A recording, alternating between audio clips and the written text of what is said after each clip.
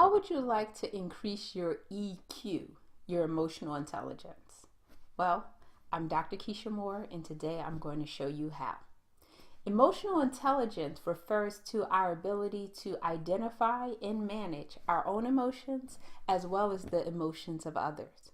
And it's really important because it's been linked to a whole host of positive outcomes, both in work and in our overall life. So increasing your emotional intelligence has been shown to increase your productivity.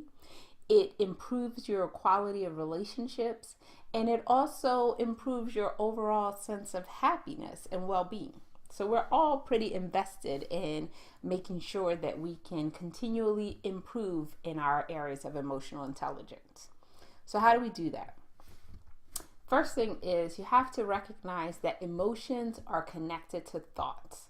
So thoughts and emotions are intimately connected, and the emotions that we're feeling are the product of the thoughts that we have. For example, if you step on my foot, I feel physical pain. That doesn't change. But if I think that it was an accident, then while I'm feeling physical pain, I'm probably not going to be feeling a lot of emotional pain. I'll feel like, well, that was an accident. You didn't mean to do it.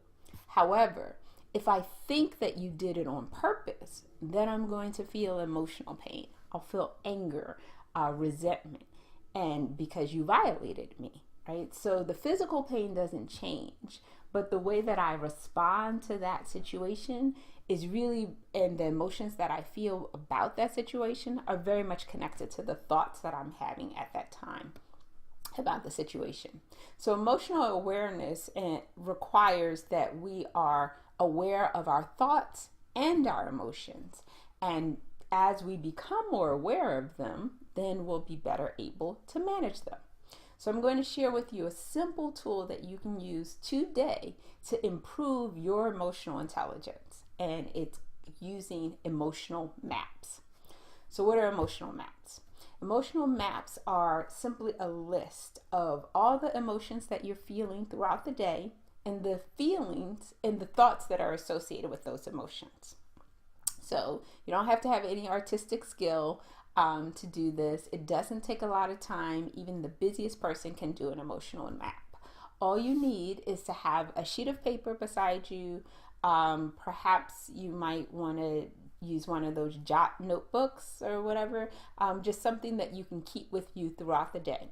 And as you go through the day, every hour or so, I encourage you to check in with yourself and ask yourself, what am I feeling right now? What are the emotions that I'm feeling? And just write that down, what that emotion is, and maybe jot down, one sentence about the situation that is associated with that emotion. So let me give you an example of what an emotional map might look like throughout a day. Could start with at work. I might write fear, right? And the fear that I'm experiencing is because I'm in this business meeting. My boss just asked for me to give a status update on the project that I'm leading. It was totally unexpected. And so I just write fear, morning business meeting.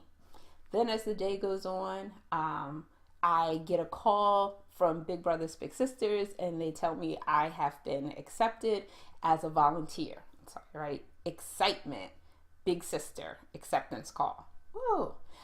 Maybe a little bit while longer over my lunch break, I'm having a conversation with the coworker, and she's telling me how much she really appreciated a conversation we had earlier where I was able to help her understand and resolve some of the questions that she was struggling with. So I put happy conversation with coworker. The day goes on, perhaps I come home and I walk in and immediately notice my house is a wreck, right? The clothes are all over the place, the dishes are all in the sink, the floor is unvacuumed, pillows off the couch, and nobody seems to care. My kids are sitting there playing video games. My husband is there reading a book, and it's like all of this mess is invisible. So I just jot down in my little emotional map anger, resentment, and that the housework isn't done. Kind of fast forward a little while later, I'm paying my bills. I realize I'm feeling a lot of stress and anxiety. So I just write in my emotional map, anxiety / stress, paying bills. I'm worrying if I have enough money to pay all of the bills. And so that's what I would put there. And at the end of the day, while I'm watching TV, I kind of check in with myself and realize I'm feeling sad right now. Sad that this is not the way I thought life would be. This isn't really what I wanted for myself. So I just put, next to the last entry in my emotional map, sadness, not the way I thought my life would be. And that would be it.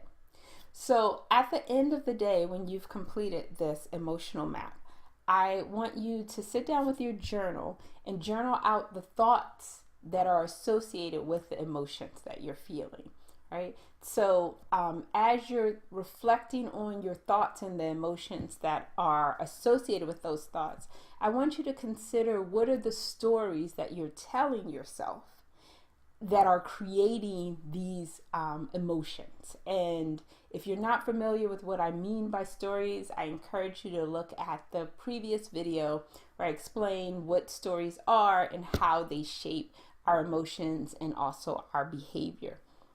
So as you're using your emotional map, you want to think about what are the stories that I'm telling myself and how can I create better stories that will serve me better, that will generate more of the positive emotions that I'd like to experience in my life. So it's quite simple. The first step is becoming aware of the emotions and the thoughts that are producing those emotions. Now that we're aware of them, we can work on shaping our thoughts by rewriting our stories in ways that will create more positive emotions. So I encourage you to make an emotional map of your day. Please do share what you're learning with other people so that we can all increase our emotional intelligence. I encourage you to like this video and to post any comments or any questions that you have about emotional intelligence below. Please also make sure that you subscribe to this channel so that you can get our regular updates and you won't miss any of the focus insights as they're released. If you would like more support on increasing your emotional awareness, on improving your relationships and improving your life, I encourage you to check out my blog, Living From Your Bliss. And you can access that blog from my website. My web address is www.yourlifeinfocuscoach.com.